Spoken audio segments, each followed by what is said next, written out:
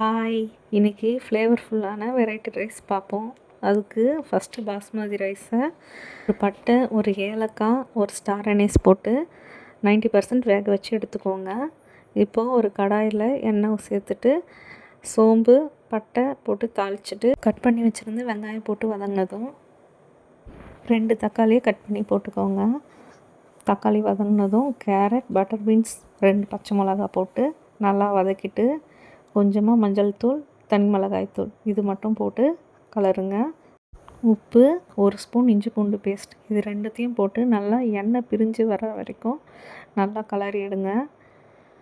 இப்போது உதிராக வடித்து வச்சுருந்த பாஸ்மதி ரைஸை போட்டு நல்லா கலரி கொத்தமல்லி இலை தூவி எடுத்திங்கன்னா செம்ம ஃப்ளேவர்ஃபுல்லான வெரைட்டி ரைஸ் ரெடி. ஒரு டைம் இப்படி செஞ்சு பாருங்கள், பசங்க விரும்பி சாப்பிடுவாங்க. ட்ரை பண்ணிட்டு எப்படி வந்துச்சுன்னு சொல்லுங்கள். தேங்க்ஸ் ஃபார் வாட்சிங்.